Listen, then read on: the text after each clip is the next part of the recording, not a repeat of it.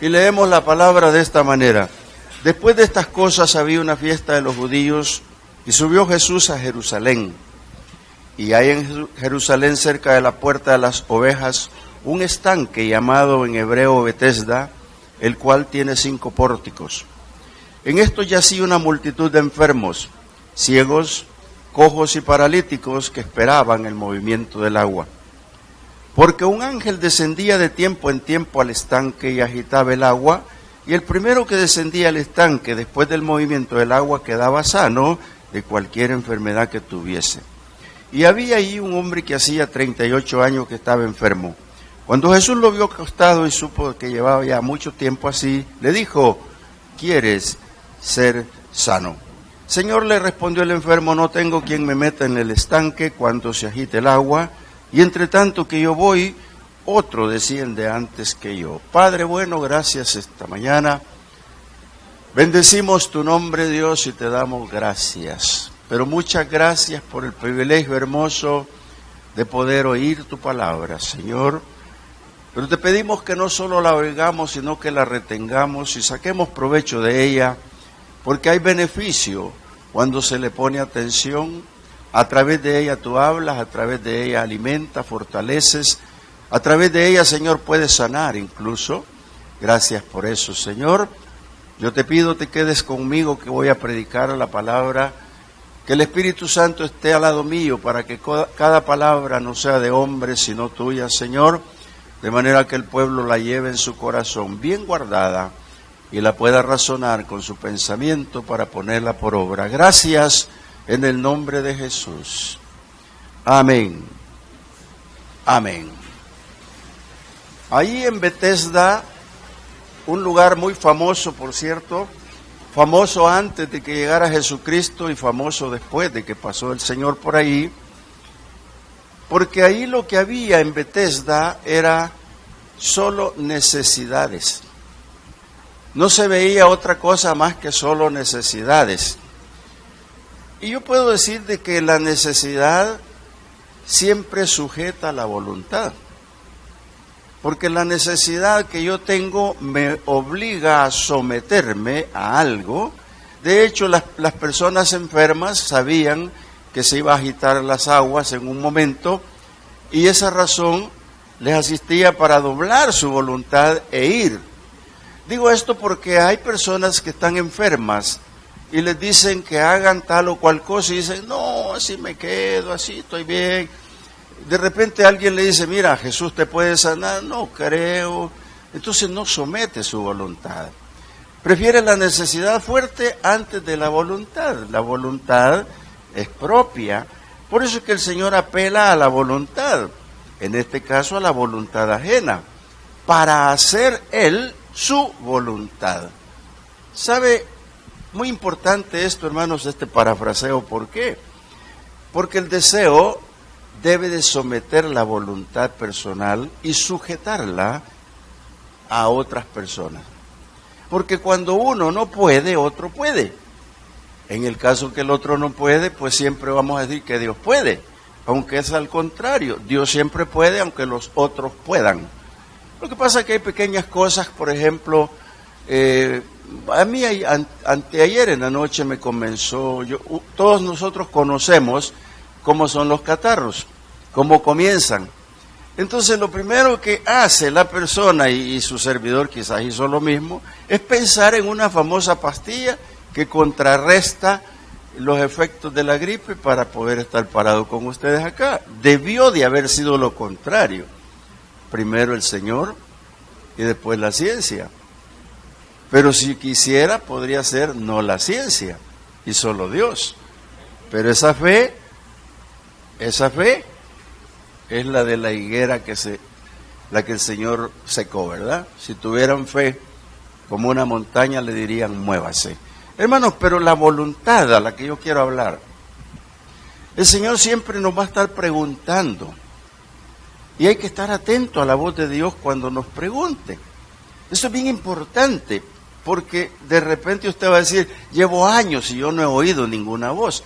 No le he puesto atención, diría yo. Lo más seguro es que sí, el Señor nos ha hablado en algún momento. Por eso quiero hablar un poco sobre este título. Trae tu necesidad y no digas, no tengo, no puedo. Trae tu necesidad y no digas, no tengo, no puedo.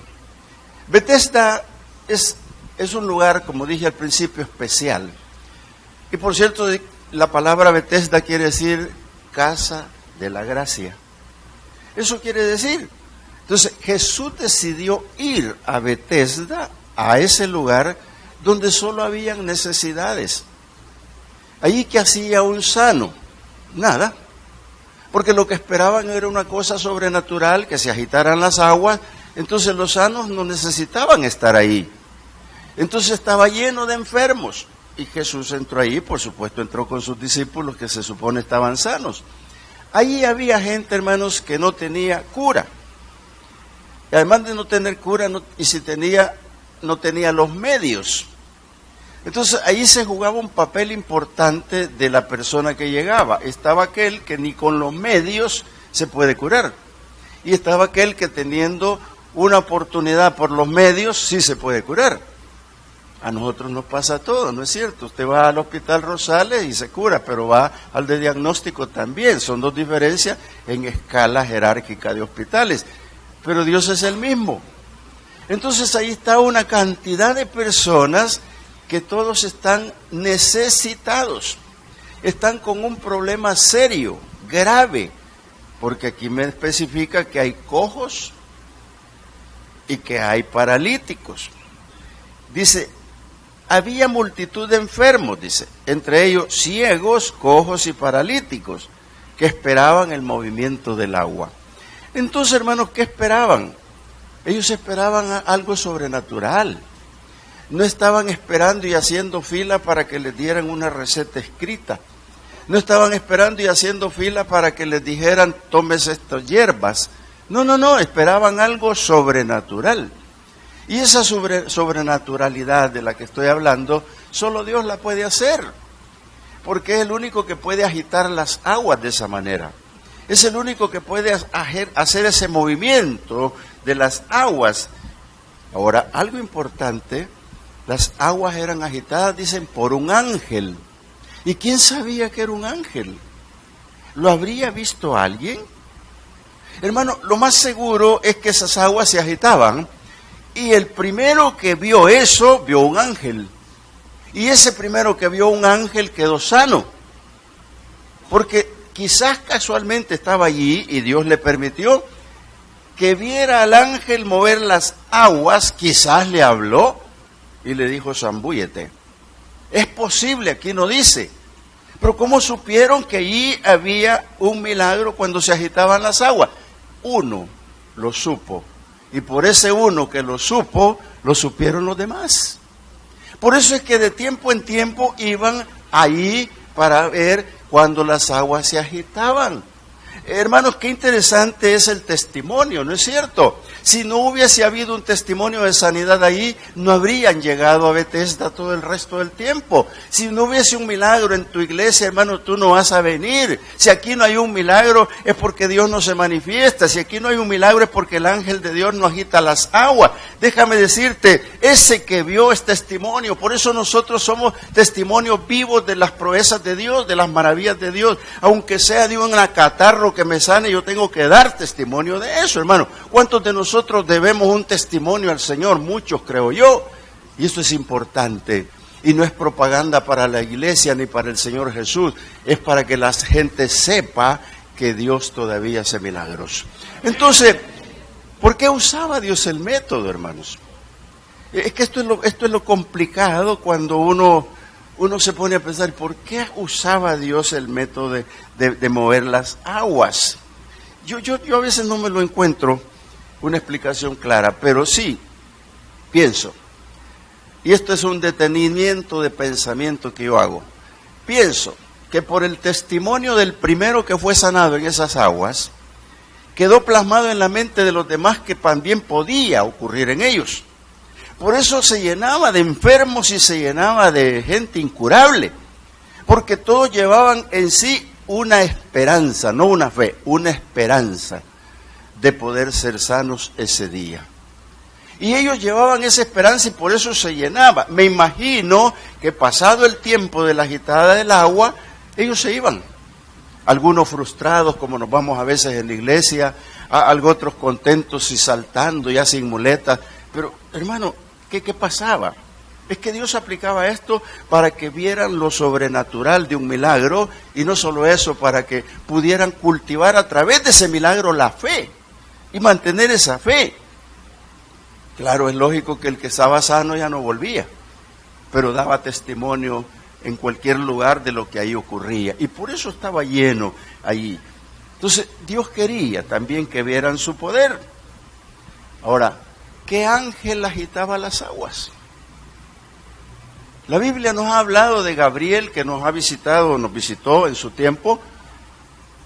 El único ángel que ha visitado la tierra bíblicamente es Gabriel, el ángel Gabriel. Se habla de Miguel, que es el príncipe de Israel, pero el ángel Gabriel se ha manifestado físicamente sobre esta tierra.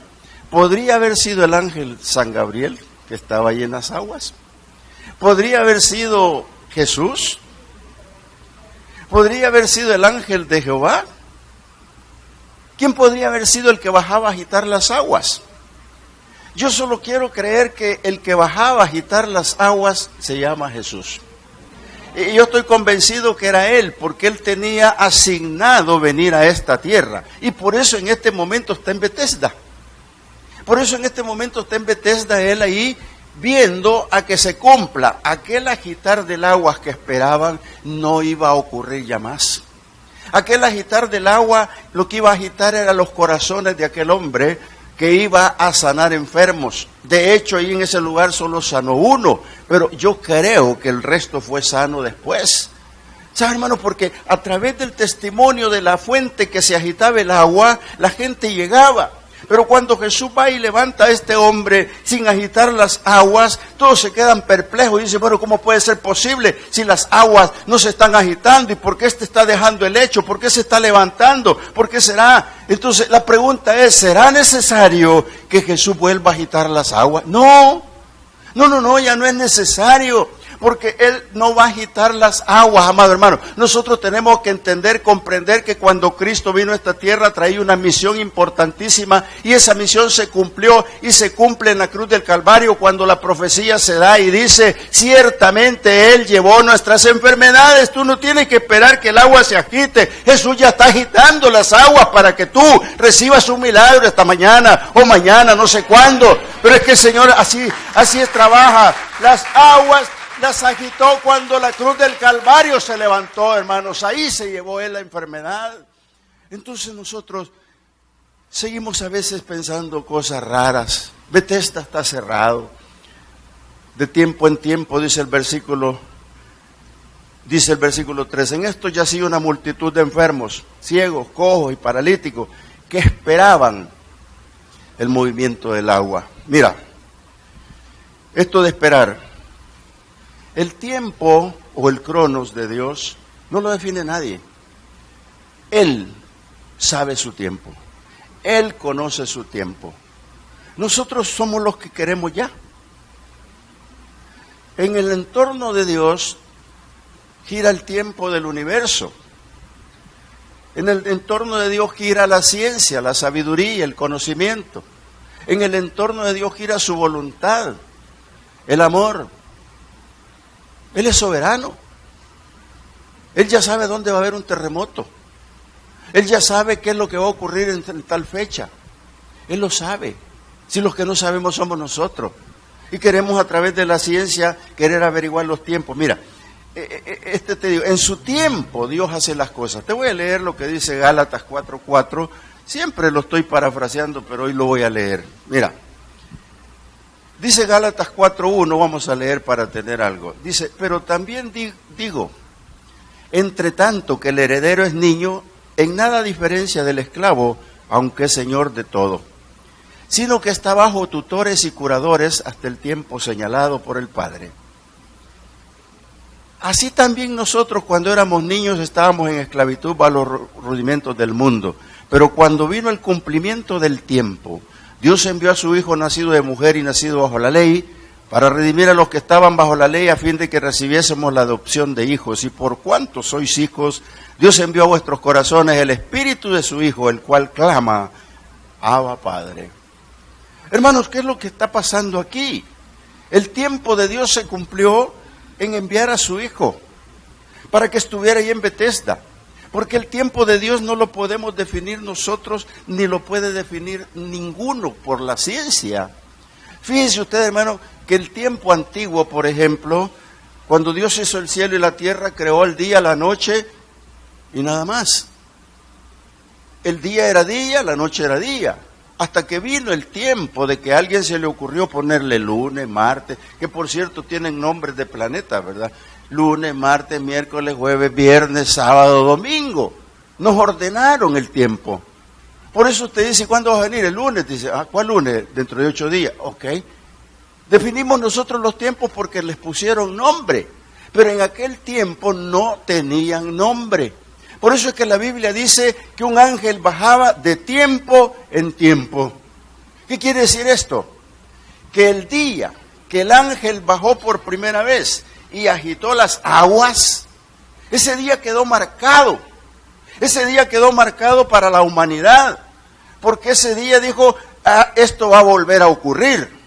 Y ocurrió la segunda vez, póngale que fue dentro de 3 meses, 6 meses, 1 año, no lo sé.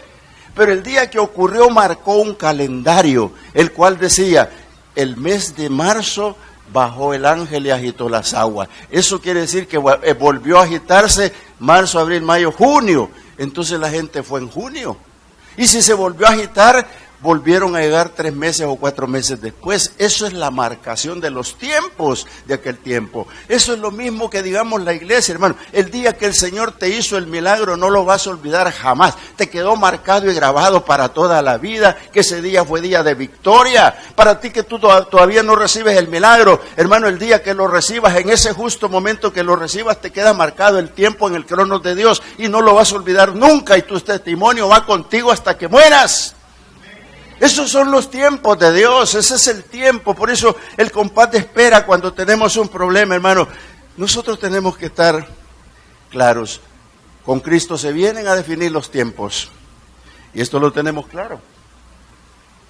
Con la diferencia, hermanos, de que no todos podemos definir los tiempos. Quiero llevarte a Lucas capítulo 7,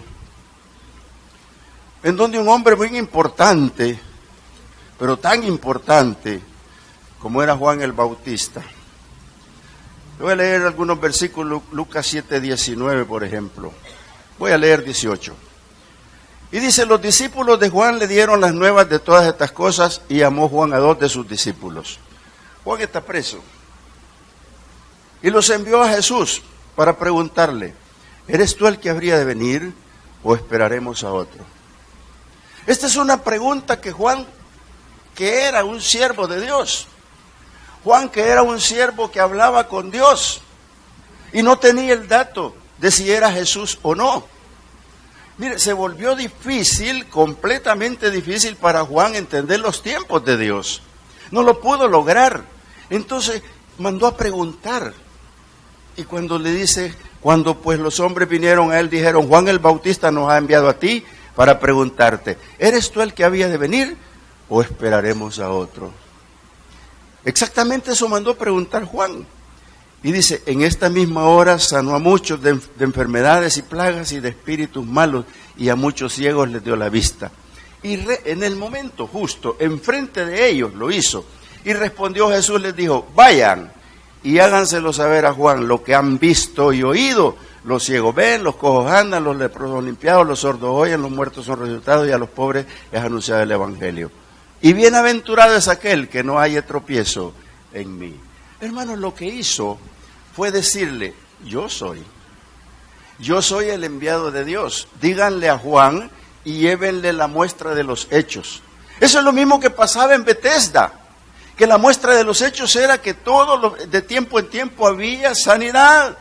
Hermano, entonces Jesús viene a decirles ahora: yo soy el sanador, yo soy el que te cura, yo soy el que te devuelve la vista, yo soy el que te levanta, yo soy el que te fortalece. Eso es lo que les ha venido a decir. Y llévenle este recadito a Juan y díganle que lo que han visto es verdadero y aquí está la muestra. Eso es lo que le dice. Entonces Juan, seguramente arrepentido, dijo: yo me equivoqué, si el cronos de Dios no es mío, si Dios tiene su tiempo y envió a su hijo nacido de mujer bajo la ley para redimir a los de la ley. Ahí está, ese es el Cristo, hermano. Eso es lo que la iglesia debe de entender y comprender, que Jesús vino justamente a esta tierra para confirmarnos el tiempo de Dios. Amado hermano, el tiempo de Dios está marcado. Así como Él vino, así como se quedó sobre esta tierra, así como nos dejó esta palabra, así como nos deja en la iglesia congregado, así nos quiere encontrar cuando Él venga, porque el tiempo de Dios se acerca y el Señor viene en una nube cuando menos lo esperemos. Por eso la iglesia tiene que estar pendiente y muy pendiente de los acontecimientos futuros, porque Jesús es el mismo ahora y siempre.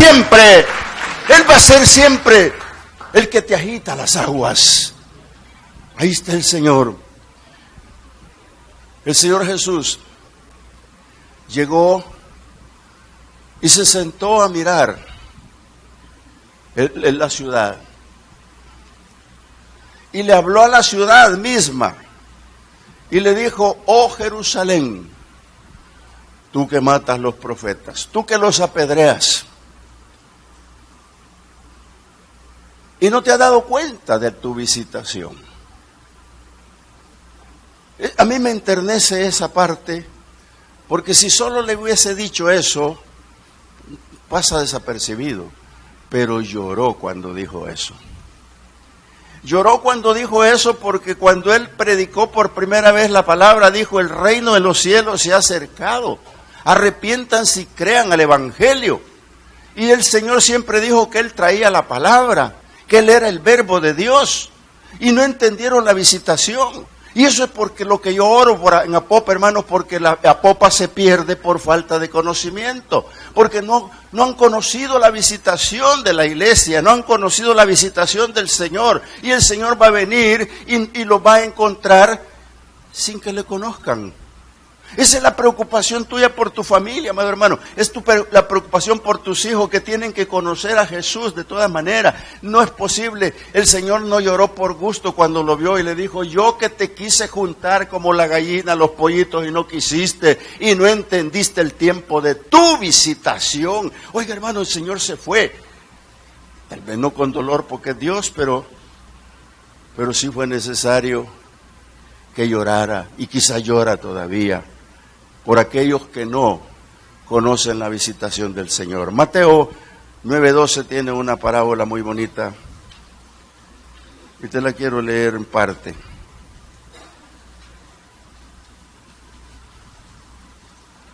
El Señor Jesús está haciendo el llamamiento de Mateo, un publicano, y cuando está ahí se van a comer. Y estando en la mesa, había muchos publicanos y pecadores invitados. Y dice que se sentó con ellos a la mesa, Él y sus discípulos. Una mezcla de publicanos, pecadores, discípulos y Jesús. Cuando vieron esto, los fariseos dijeron a los discípulos: ¿por qué come vuestro maestro con los publicanos y pecadores? Al oír esto, Jesús les dijo: los sanos no tienen necesidad de médico, sino los enfermos. ¿Por qué está en Betesda? Porque ahí no hay sanos, hermano. Está en Betesda porque es necesario levantarlos. Está en Betesda porque es necesario agitar las aguas. Lo que el hacía de tiempo en tiempo, ahora está presente Jesús para hacer aquel milagro.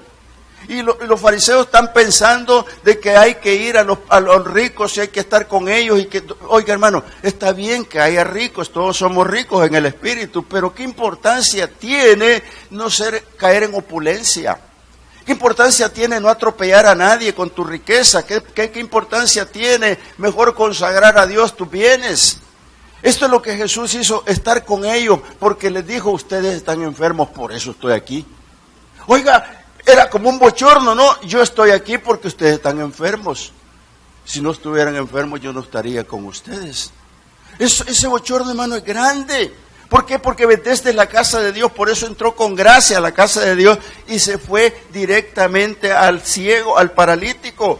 Ahora, yo pregunto esta mañana, ¿cuál será tu tiempo de estar esperando? ¿Cuál es el tiempo desde que tú tienes esperando un milagro? También te puedo preguntar, ¿qué tamaño es tu fe para poder entender? Yo quiero decirte, hermano, que en todo culto, en cualquier culto, cuando se invoca el nombre de Dios, Él está ahí. Y si usted lo cree, recibirá. Cualquier predicador puede decir cualquier cosa, pero la palabra de Dios es otra. Si usted cree, lo recibirá. Por eso es que Él está ahí. Y no vino para agitar las aguas. Llegó porque Él es dueño de lo imposible. Llegó a Bethesda porque Él es dueño del imposible. Mira, el Señor sabe que nuestro tiempo es el aguijón en la carne. Ha habido veces uno ya con la edad aprende muchas cosas. Yo me puse a leer libros sobre la ancianidad porque entré ya al tiempo de los robustos. Y me doy cuenta cómo cambia las personas. Pero cómo cambia o las hace cambiar un problema o una enfermedad. Me doy cuenta cómo el aguijón que llevamos es siempre una enfermedad. Por eso Pablo se paraba y le decía, Señor, 3 veces te he pedido que quites este aguijón de mi carne. Y Dios le contestaba, bástate mi gracia. El aguijón es mi gracia. Hermano, esto que voy a decir, ojalá no lo tomen a mal. Pero si tú tienes un problema de salud, solo espera y confía en el Señor. Y dile, Señor, entiendo tu tiempo. Y dame paciencia para soportarlo. Porque yo sé que conoces mi sufrimiento, conoces mi aguijón, conoces mi problema. Yo lo entiendo, Señor, pero hazme el favor, regálame paciencia para poder soportar hasta tu tiempo. Hasta cuando tú agites las aguas sobre mi vida, hasta cuando tú te levantes. ¿Por qué te digo esto? Jesús conoce el sufrimiento. No te vayas a pensar que no sabe que estás en una quimioterapia. No vayas a pensar que no sabe que te anunciaron amputación de pierna. No pienses que no sabe, Jesús sabe. La interrogante es, ¿cuándo supiste tú de Jesús? La pregunta es, ¿cuándo supe yo del Señor? Yo tengo que hacer esto, hermano, algo especial conmigo. Cuando yo conocí al Señor, me metí a Bethesda. Y ahí estoy esperando que el Señor llegue para agitar mis aguas. Ahí estoy esperando que el Señor llegue como con el ángel a mover algo en el problema. Porque yo no creo que toditos estemos sanos, hermano. Más de alguno tiene algún problema. Por supuesto que quizás me equivoque, ¿no? Ya lo dije, pero algunos, yo le digo a todos ustedes, póngase de pie el que está sano, no lo hagan, por favor. Pero quizás no se atreve. Porque algo siempre hay, hermano, algo siempre hay. Oculto puede ser y uno no se da cuenta. Entonces, ¿qué importancia tiene confiar en el Señor?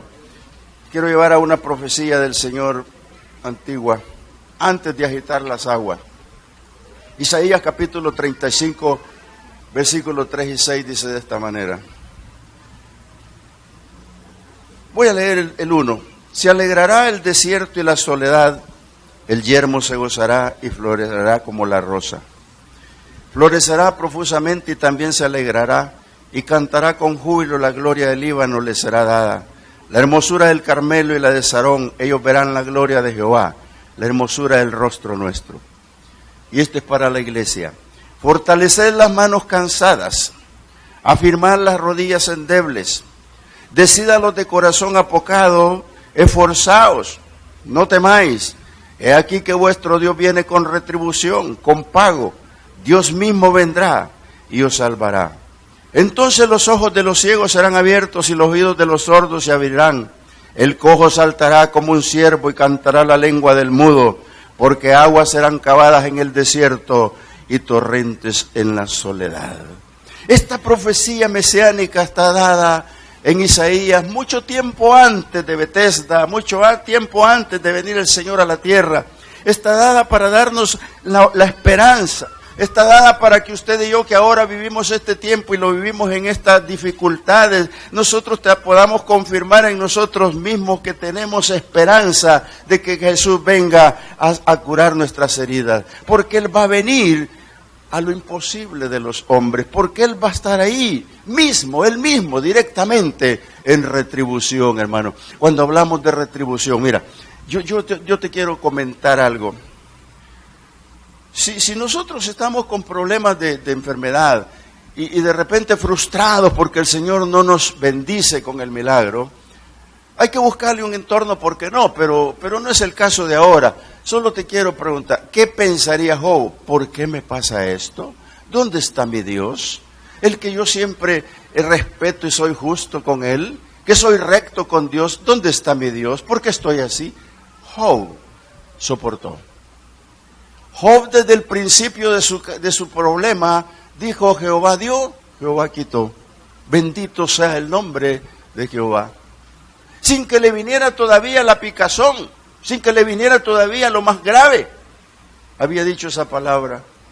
Hermano, nosotros tenemos que comprender esto, porque en el lloriqueo, en el problema de la enfermedad, claro, es lógico que ocurra, pero el Señor nos va a consolar. El Señor nos va a dar oportunidad de tener consuelo, porque Él es dueño imposible. Ahora, yo no le puedo cuestionar a Dios: ¿por qué no me sana ahora? ¿Por qué no me sana ahora? No puedo cuestionarlo, tengo que entender. Pablo lo entendió cuando le dijo: bástate mi gracia, mi hijo. Por eso es que Pablo dijo en cierto momento: cuando estoy más débil es cuando me siento más fuerte. ¿Por qué? Porque el Señor te va a fortalecer, amado hermano. Tú, si estás enfermo, tú que estás en la televisión, si tienes enfermedad y por alguna razón no te puedes mover de la cama, déjame decirte, solo confía en Dios. Él puede llegar a agitar las aguas y darte sanidad divina. Tú estás ahí, pon tu mano donde tienes un dolor y cree esta palabra: el Señor te ordena, te levantes ahora. El Señor puede hacer lo mismo con nosotros. El Señor puede hacer lo mismo porque es en el nombre de Jesús, no es en el de los hombres. Nosotros debemos de entender y respetar que Dios viene con retribución. ¿Cuándo? En su tiempo. El paralítico tiene un problema serio. No tiene a nadie. ¿Cuántos tiempos pasarían que él viajó a Betesda y nadie lo ayudaba? ¿Cuánto tiempo pasó con esperanza? Y Jesús se fue directamente a él por eso, porque encontró en él fe y esperanza. Cuando lo vio, apeló a su voluntad. No le dijo: vení para acá, muchachito, venite, yo te sano, ya no estés esperando que el agua... No, qué cortesía más linda da el Señor. ¿Quieres ser sano? Hermano, cuando te pregunte el Señor esto, tú tienes que responderle claramente. Porque si le empezás a decir: ay, Señor, es que no tengo... Es que no te está preguntando: ¿quieres ser sano? Esa es la pregunta: ¿quieres ser sano? Te lo leo. Aquí dice, versículo 6. Cuando Jesús lo vio acostado y supo que llevaba ya mucho tiempo así, le dijo: ¿quieres ser sano? Eso es apelar a la voluntad, eso es apelar a la razón, eso es apelar a algo importante de la mente de la persona. Hermano, si tú estás creyendo que Cristo no tiene poder, el Señor te va a preguntar: ¿crees que yo no puedo? No esperes que te pregunte eso, porque Él sí puede. Tienes que estar atento a lo que Dios te llama. Por eso cuando respondamos, cuando nos pregunte, respondamos, hermano. Él está apelando a la voluntad, porque es necesario confirmar en Él la esperanza que yo tengo. Es necesario que Él sepa que yo tengo esperanza de que me voy a levantar de esta. Es porque Él Dios sabe que yo tengo la esperanza, la fe, que aunque no ocurra, sigo creyendo en Él a pesar de las cosas. Todo eso suma al corazón de Dios. Por eso es que la necesidad, como dije al principio, se sujeta a la voluntad, hermano. Debe de sujetarse a la voluntad, porque nosotros no somos voluntariosos, tenemos grandes problemas. Tenemos la enfermedad, pero somos orgullosos, hermano. Ese es el gran problema. Si el paralítico le hubiera dicho, no me interesa, estoy esperando que las aguas se agiten, no habría recibido nada, hermano, pero él solo dijo una palabra diferente que ya la vamos a ver. Yo te quiero decir, el orgullo debe de ser minado. El orgullo lo que hace es trabajar como un aliado ante la adversidad. Naamán, un hombre que está escrito en la Biblia para la historia buena, orgulloso hasta el tope y con lepra. General de ejército lo máximo, pero con lepra. Un estado económico muy bueno, pero con lepra. Nada más no era nada. Y sobre eso quiere ser sanado. Tiene el deseo de ser sanado. Y cuando le dan el dato de que vaya a ver al profeta, montan todas sus mulas, su capital, su dinero, su plata y todo. Él cree que va a pagar un milagro. Hermano, no nos podemos confundir como iglesia. Tú no vas a poder pagar un milagro. No existe ese pago. El Señor lo pagó en la cruz del Calvario por ti y por mí. Tienes que tener presente esto ahora y siempre. El Señor es el que pagó por tu milagro. No tienes que enalbardar los burros para llevar el oro, la plata para sanidad. Dios ya lo tiene previsto. Pero el orgullo es estorbo. Díganle que se meta 7 veces al río. Es lo primero que le dictó el orgullo. ¿Acaso no hay mejores ríos en mi casa, en mi terreno, en mi tierra? Oiga, hermanos, eso era un paraguas contra el milagro. Era de tener algo importante. Entonces Dios juega con el orgullo cuando le está preguntando a este paralítico, ¿quieres ser sano? Eso es lo mismo que esta mañana nos puede preguntar a nosotros, ¿quieres ser sano? ¿Quieres que te haga el milagro? Porque el Señor va a descubrir si tenemos realmente el deseo de ser sanos y de recibir el milagro. El Señor sabe que esa esperanza que está en compás de espera hace mucho rato atrás, Él va a agitar las aguas en un momento determinado de tu vida y tú vas a saltar como cordero en la manada. Oiga, hermano, esto es lindo y precioso. ¿Por qué? Cuando te pregunta, responde. Y mira, hay 2 cositas más que te tengo que dar esta mañana. ¿En quién estás creyendo? Versículo 6. 7. Señor, le respondió el enfermo, no tengo quien me mete en el estanque cuando se agite el agua. Y entre tanto que yo voy, otro desciende antes que mí. ¿Cuánto tiempo ha hecho eso? No lo sé. Pero sí la queja lastimera que él tiene, no tengo quien por mí. No tengo quien me ayude. No tengo nada, estoy solo. Pero la pregunta sigue siendo la misma. ¿En quién creía? ¿En el agua agitada o en el ángel que bajaba? Porque no menciona a Dios en ningún momento. Él espera que se agite el agua. Y lo más seguro que tiene fe en el agua que se va a agitar, no en quien la agita. Y ese es el problema del mundo entero, hermano. Que quieres que te agiten el agua, pero no quieres saber quién te la agita. Y eso es lo que Jesús está haciendo en Betesda, diciéndole así, no con palabras, sino con pensamiento. Apelo a tu razón. ¿Quieres ser sano?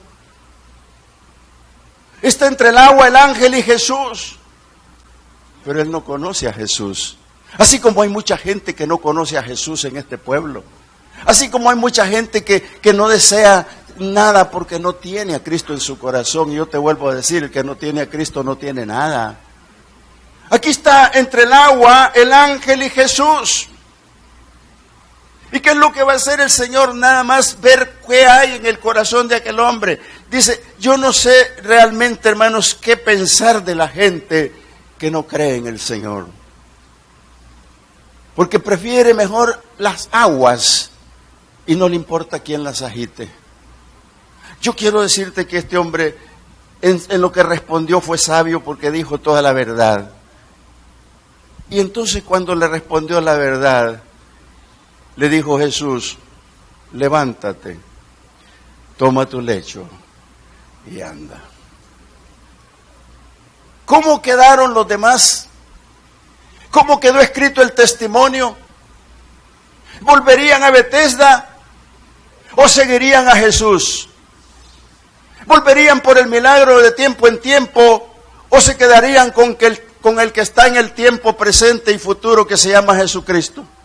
Hermano, esta mañana yo te quiero decir, el que te puede hacer el milagro se llama Jesús de Nazaret. Este hombre se fue, creía en el agua, quizás no creía en el ángel, no creyó en Jesús porque no le conocía, hasta que después lo encuentran y le dicen, ¿quién te sanó? Ah, no sé, por allá anda, me sanó. Y cuando se encuentra con él y se da cuenta quién lo sanó, entonces, hermano, ya no tiene que ver aguas ni tiene que esperar otro ángel, sino que sigue únicamente a Jesucristo, que es el dador de la vida, el que te sustenta, el que te levanta, el que te va a levantar de tu lecho de enfermo. Hermano, solo aguanta, solo soporta como Job y no diga no tengo, ni tengo quien me meta. Amado hermano, esa palabra bórrate de la mente, esta mañana llévatela. Tú tienes a un Cristo de poder contigo y Él es el que te va a sanar. Jesús es el enviado de Dios, Él conoce tu problema, Dios te ofrece, solo decide tú.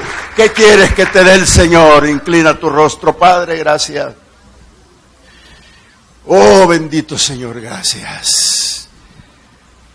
Mi alma te bendice, Señor. Hay un pueblo, Señor, que te necesita. Hay un pueblo en el cual yo estoy y te necesitamos, Señor. Yo no quiero creer en las aguas que se agitan. Yo quiero creer en el que las agitaba. Y yo sé que eres tú, Jesús, quien venía a agitar las aguas de tiempo en tiempo. Pero esta mañana, Señor, ¿por qué no agitas las aguas aquí? Haznos el favor, Señor. Agita las aguas aquí. Te necesitamos, Señor. Por pequeña que sea la enfermedad, llévatela, Señor, ahora. Y que aquí haya marcado un tiempo de testimonio este día, Señor. Que aquí haya marcado un tiempo de testimonio, como quedó marcado en Betesda un día. Porque el día que hubo el primer milagro quedó marcado y ocurrió el segundo, y por eso los tiempos se fueron dando. Pero tú viniste y marcaste el tiempo en la cruz del Calvario y sigue siendo eternamente Jesucristo. Sana a tu pueblo, Señor. Agita las aguas para ellos, Señor, y bendícelos esta mañana. Oh, Dios mío, solo ten misericordia. Y a ti que te mandé un mensaje en la televisión, cree lo mismo. Jesús va a agitar tus aguas, porque Él es el que agitó las aguas una vez y Él te va a sanar. Tú vas a venir aquí a dar testimonio de tu sanidad, porque Dios tiene poder. Padre, gracias, Señor.